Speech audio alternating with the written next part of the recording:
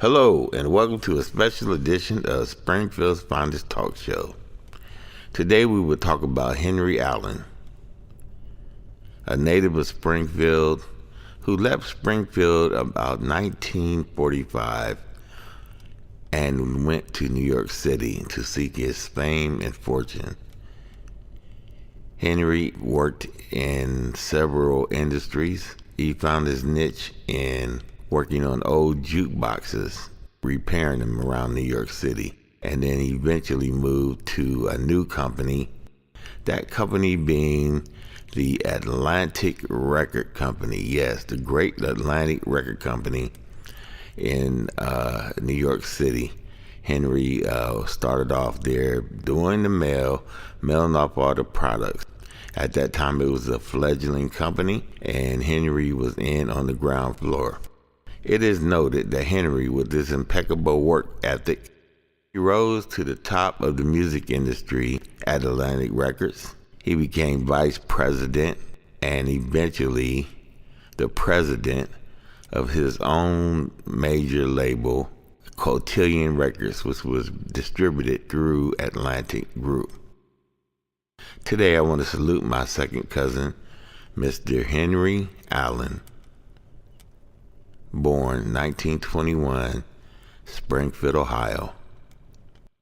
Died 2010 in Mount Vernon, New York.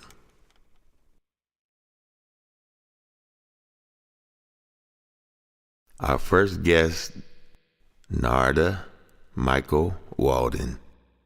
Narada Michael Walden has worked with some of the greatest artists in the music world, all from his beginnings of working with Henry Allen. Henry gave Narada his first opportunity to work on a major album. He worked with Stacy Latticesaw. I will let Narada Michael Walden tell his own story.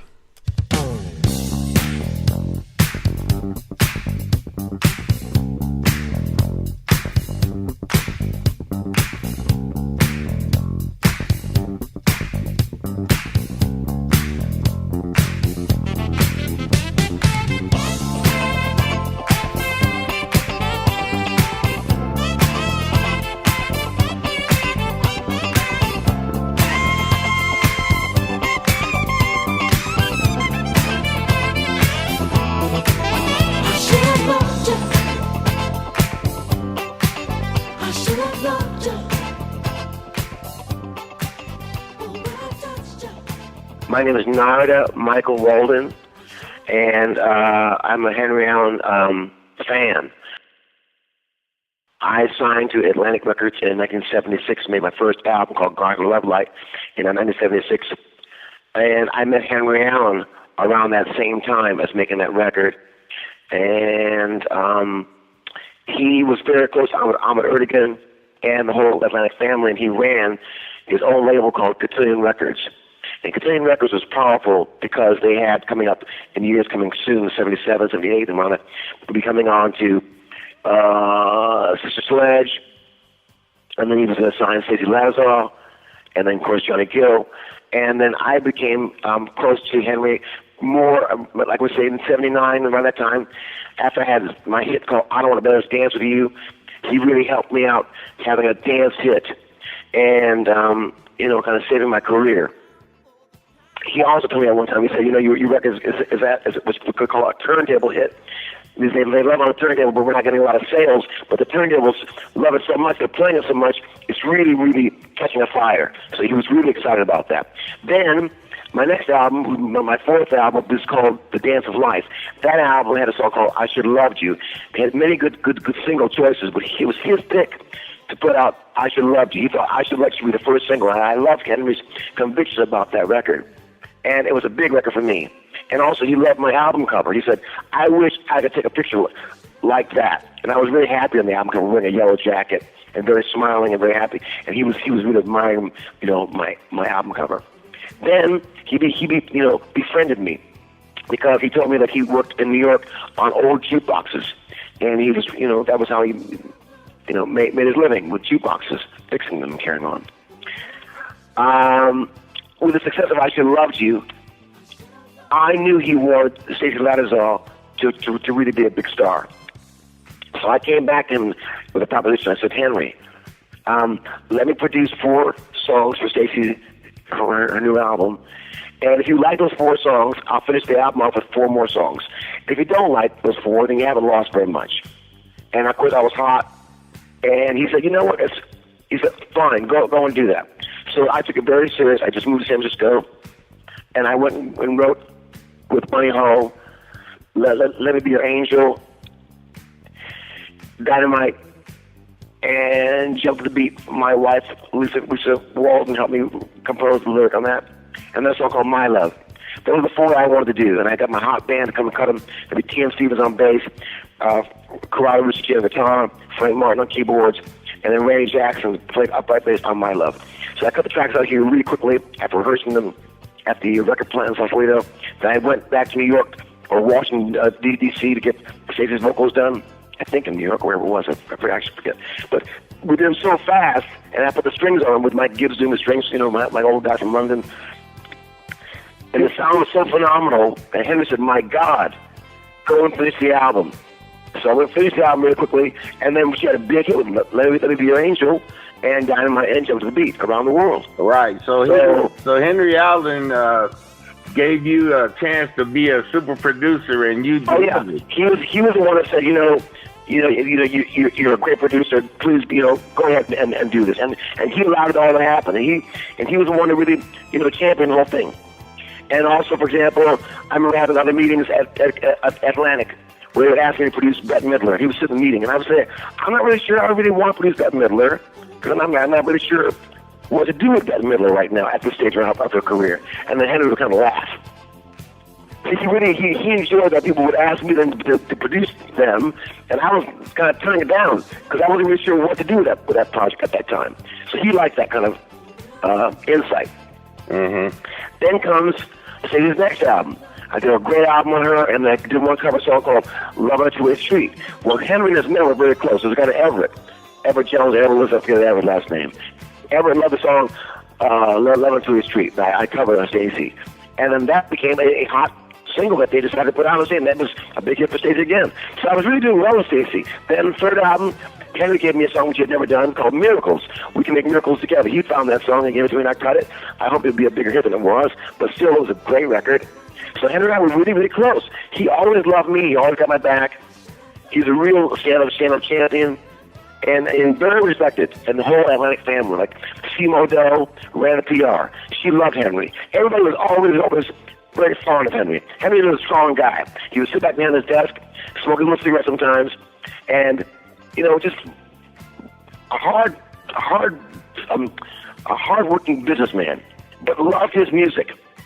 Yes. And for example, then he said, "Okay, I found a young man named Johnny Gill." He said, "Johnny Gill." He said, "I found him wearing his tuxedo and carrying his bass guitar in a sack." In a paper sack. But I noticed kid's got talent. He can really sing. And so he played me the kid, and sure enough, it was Johnny Gill, a little genius. And then we decided to make a duet album with Stacey. Duets, perfect combination with Johnny and Stacey. And then the great Preston Glass composed a lot of that record along with me. So there again, Henry came through again. So I have a lot of it. And then I'm not sure about. But I did All American Girls for Sister Sledge, but I'm sure that would be Henry because that was his company. Right. I produced the whole album for Sister Sledge, and that was his company again. So we did a lot of work together, man. All right. Now, what year was that when you first was introduced to Henry or came within his realm? Well, like I said, I signed in '76, and in '77 I made my second album, I Cry Smile. Third album, where I had I Don't Want to Bounce Dance, the album's called Awakening. That would be '78. So about '70, I'm really starting to hook up more with Henry. '79, starting to produce Stacey. '78, around that time, having more success and carrying on. So those were the years, the late '70s going into the '80s. And like I said, I mean, everything I've said in my testimony here, I really mean every word of it. Because Henry gave me my shot as a producer, as a commercial producer, not like a jazz producer, as a commercial producer. Stacey needed top 10 hits, and I said, let me go and bring it to you on 4 songs. If you like it, keep it. I'll do the last four. If you don't, then throw it away. He said, fine, go and do that. So he was really quick. When he knew something, to make up his mind about something, and give me the green light. I will always love him for that. And I always love him for also having great insight. Like when I heard Prima record that he loved, he would say, oh, it has great separation. I didn't even know what separation was. I mean, that was a word I didn't even know. But then I'd ask him to explain it. You can hear everything so clearly. I said, oh, okay. But see, that's what I'm saying. He loves sound. And I really realized how deep he loves sound. Okay. Yeah, but he loves sound. So then, for example, then my album, where I had a whole bunch of hits, man, on Dance Life album. It was him that says, I think we should come with this song called I Should Love You First. I was like, really? Wow, okay, you sure about that? Yeah. He said, this is the one I think we should come with first. So I was like, okay, cool. Henry says that's the one? That's the one. See, again, he kind of guided things along by his gut. And he was just really good at trusting his gut and having success with his gut. There is a list of artists that Henry Allen dealt with in one regard or the other. He signed them and watched over their development and eventual successes. There are many, many stories to tell. We have Stacey Lattisaw, a 12-year-old girl who didn't really want to sing, impressed Henry to tears with her voice. Here is Stacey Lattisaw. Look at me, I have fallen so in love with you. Please don't leave.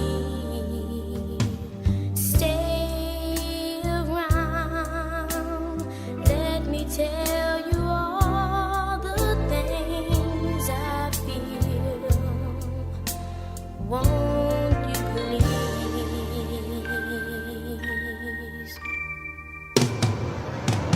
Let me be your angel. Let me be the one for you. Let me be your angel. Let me be the one you believe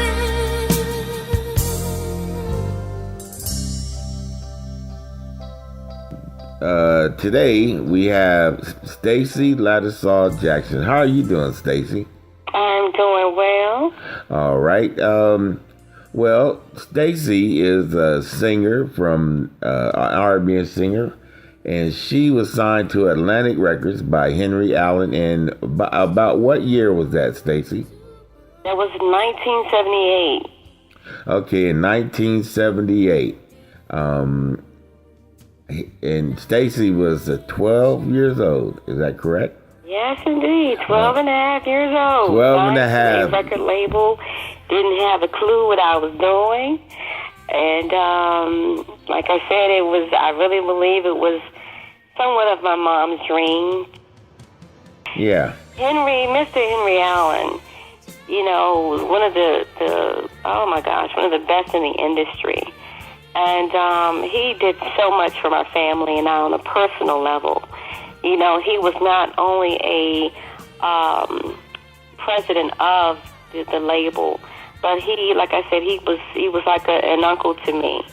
He did things for me that he didn't have to do, and he was very reachable. If I ever had any problems at all, my mom would or my dad would call him, and within a few minutes the problem was resolved. Meaning, in reference to the business, and he was just a great person altogether. He really, really was, and he did so much for many, many people in the music industry. He was just an outstanding person. He was a no-nonsense type of guy. Okay. I remember on several occasions that whenever we had a problem, when we were out on the road, we would pick up the phone that we called Henry. My mom, they had his personal number where we can contact him. and he would get straight to the bottom of the problem. Yep. And he would get it worked within a few minutes. It was taken care of, you know. Okay. And that's another thing that I appreciated about him, that he was reachable.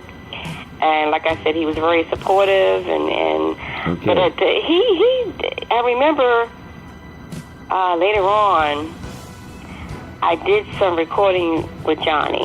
Mm-hmm. And Johnny and I went to school together here in D.C. So I didn't know at the time Johnny could sing. But he eventually, I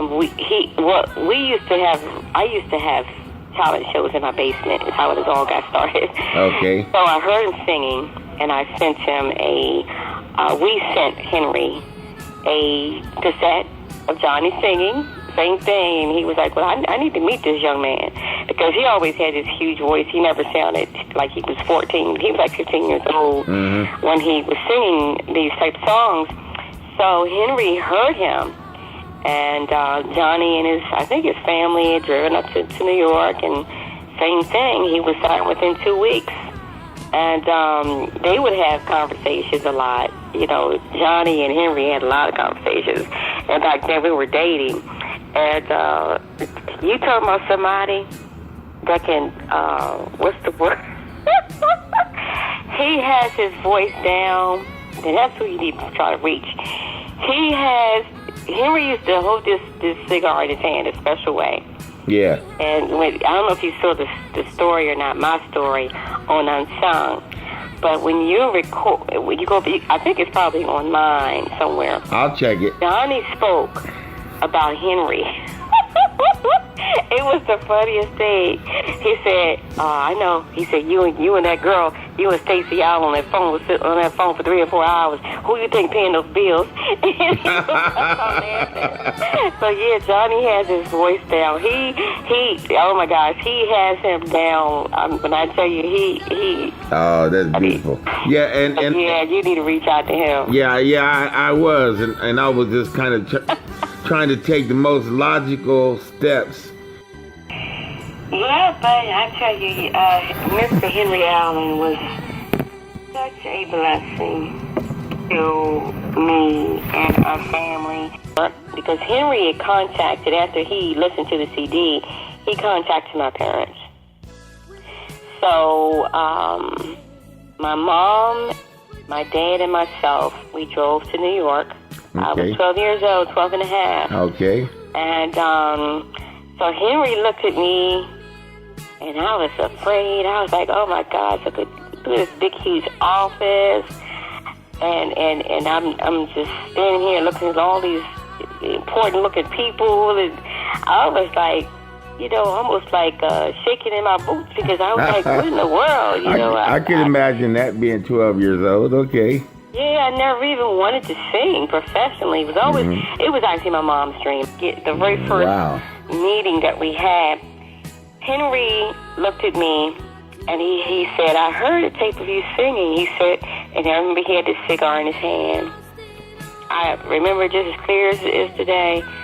It's like it was just yesterday, I would say. He said, so, I really, really liked the song, the songs that you sang. And he said, how about singing something for me right now? And I looked over at my mother, and I was like, she knew, the expression on my face was like, I don't want to do this. And I didn't say it, of course. But my mom said, why don't you sing the song that you really, really like the most? And back then, my favorite song was You Light Up My Life. And I sang that song, and during the middle of that song, Henry began to cry.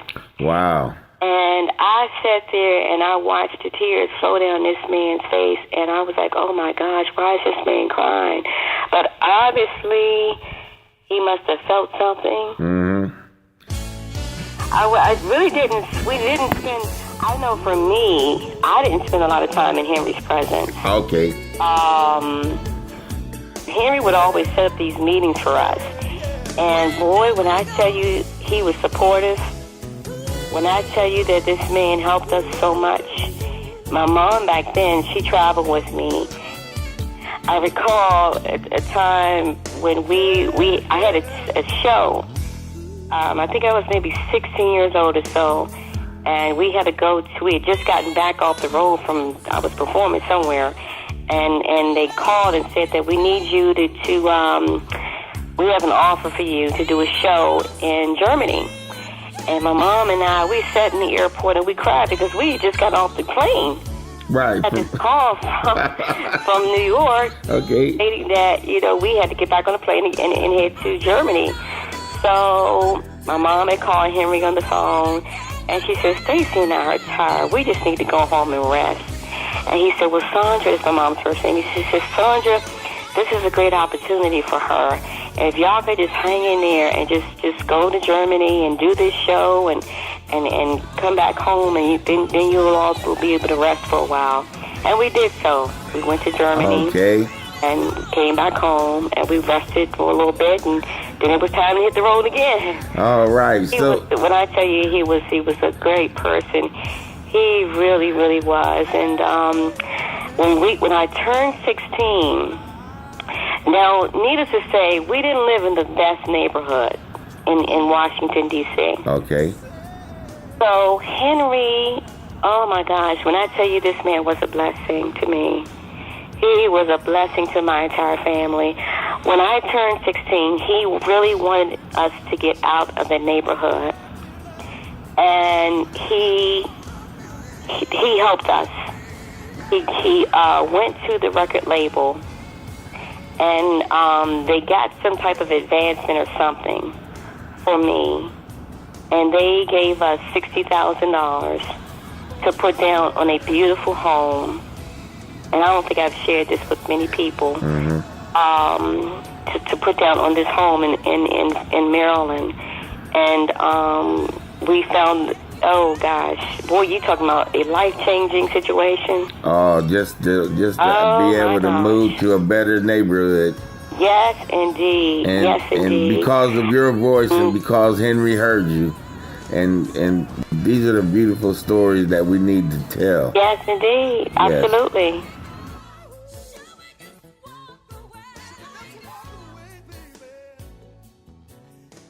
Ahmet Ertegun, Jerry Wexler, some of the legendary names behind Atlantic Records. Here's another legendary name to go with Henry Allen's, Mr. Jerry Greenberg. Jerry has quite a story to tell. Jerry, please share your story.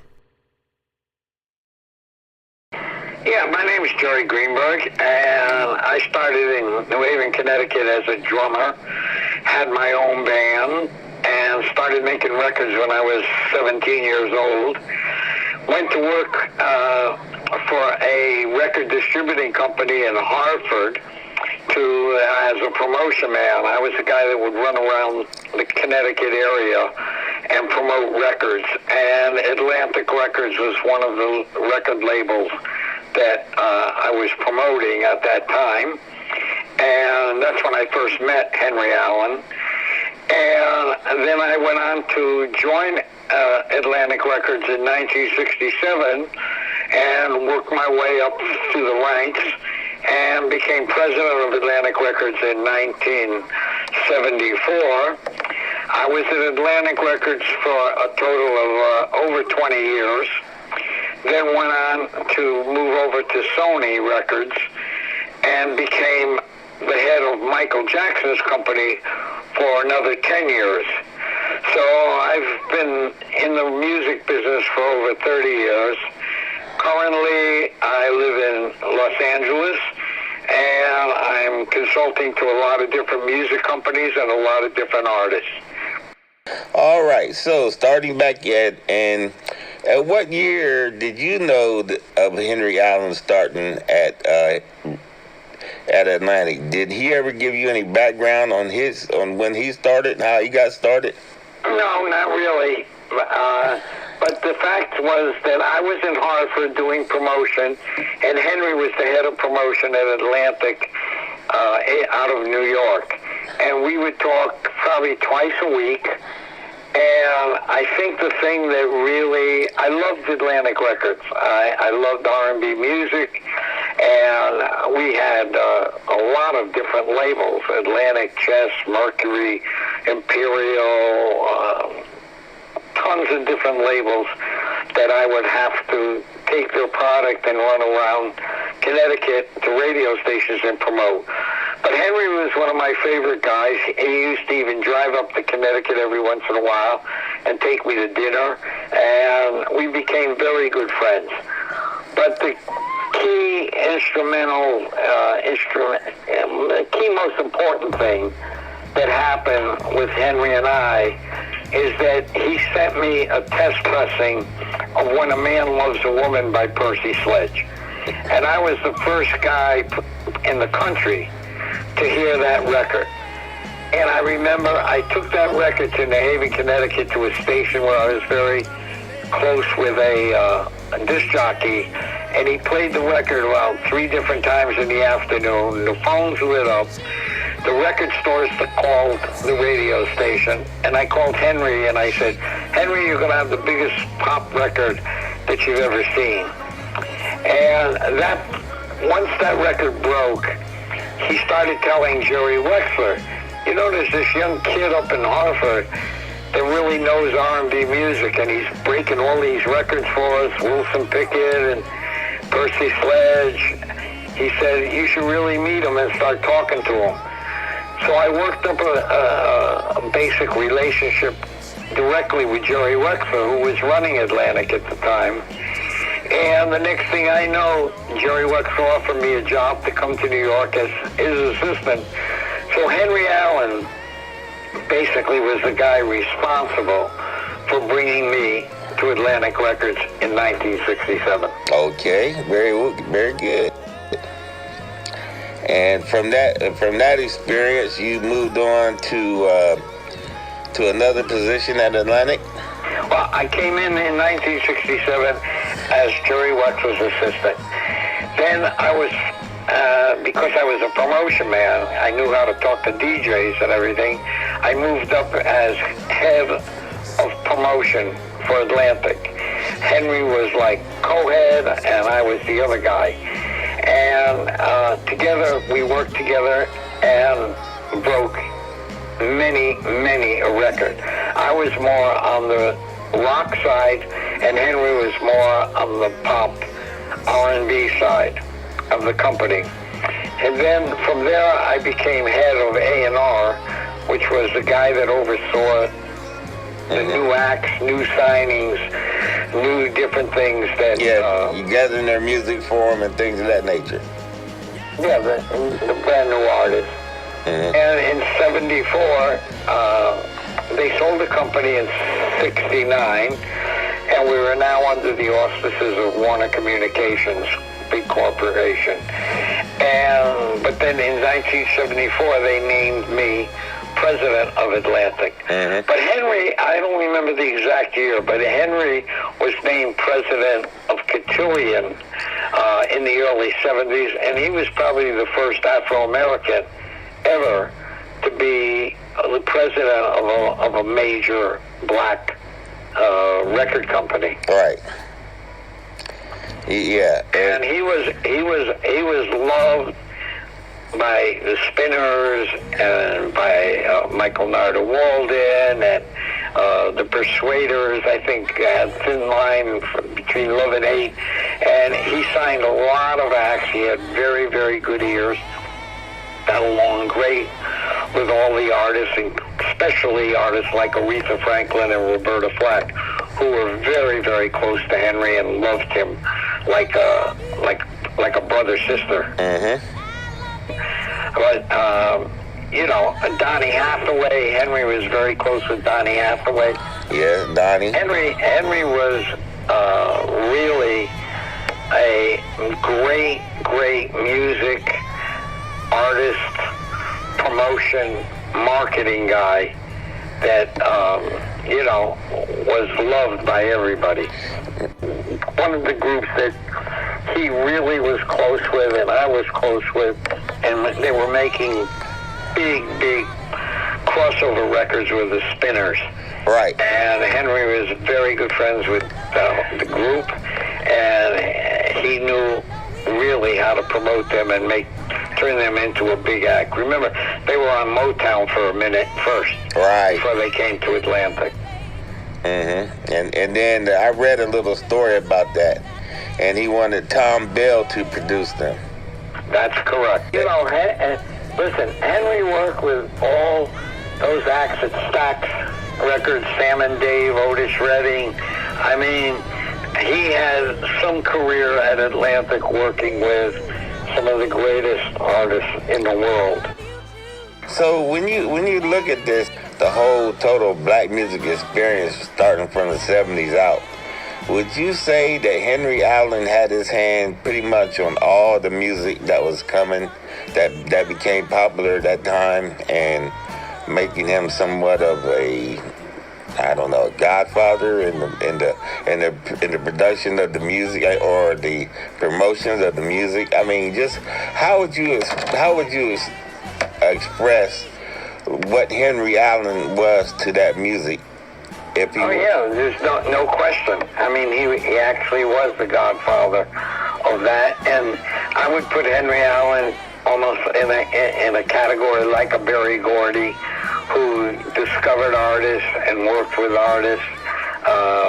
You know, he never got the major recognition that somebody like a Berry Gordy or Quincy Jones or, you know, some of those major producers, because Henry didn't really produce records. Henry knew how to find artists, put them together with producers, and promote. His main job at Atlantic was a promotion man. He was the guy calling E. Rodney Jones at WVON in Chicago, or the number one disc jockeys all over the country.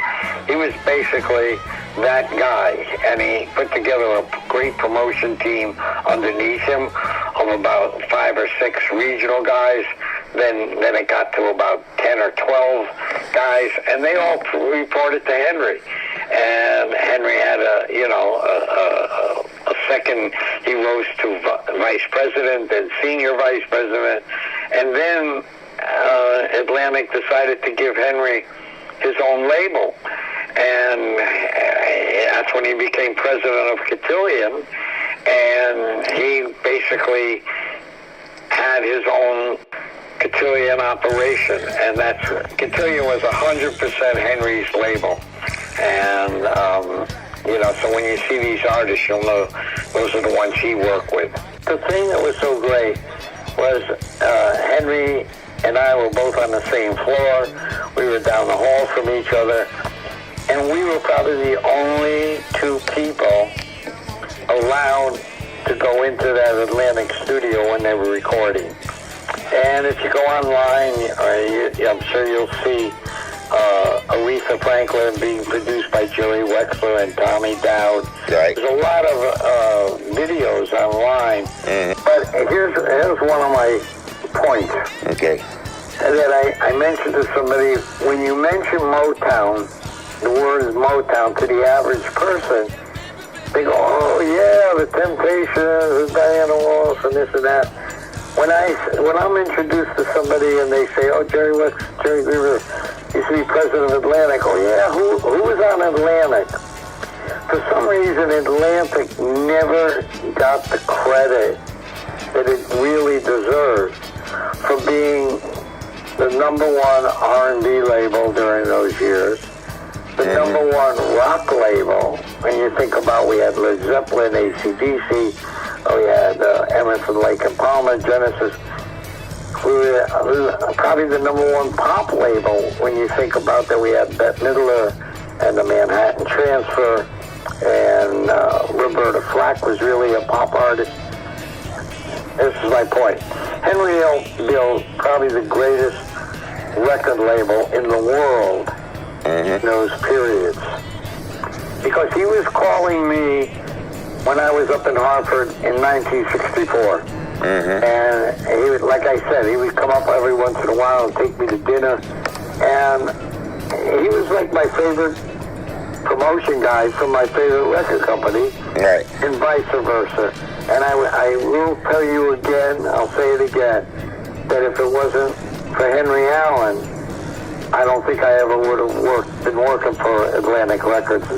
I mean, he started my career in the record business. So if it wasn't for Henry Allen and helping you get to where you was, and then at some point Michael Jackson depended on you. So, there you go. There you go. You see what I'm saying? I was responsible for giving Michael Jackson his president for 10 years.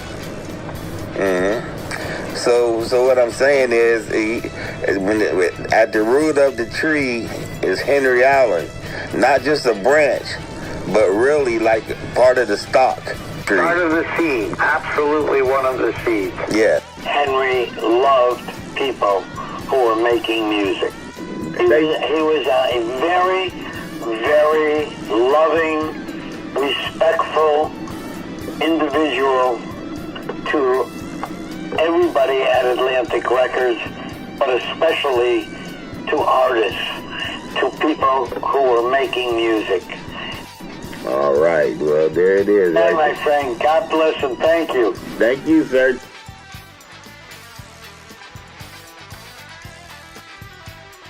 At the end of the day, Cotillion Records, Atlantic Records, millions of records, thousands of artists came under Henry's purview. From Percy Sledge, Aretha Franklin, Bob Marley, Stacy Latticesaw, Johnny Gill, Bette Midler, Hall & Oates, and the group Slave, and the list goes on and on. A lot of times we look at the artists and we look at their success and we look at their glamour and all the fame that they have gained, but sometimes we forget the people who are behind the scenes, the people who make the decisions to put them in a position where they can be successful and work hard to make them become successful. Henry Allen was there to help a small label grow into a giant. Atlantic Records, Henry Allen, an integral part of the process. This has been Jeff Allen, your host for Springfield's Finest Talk Show.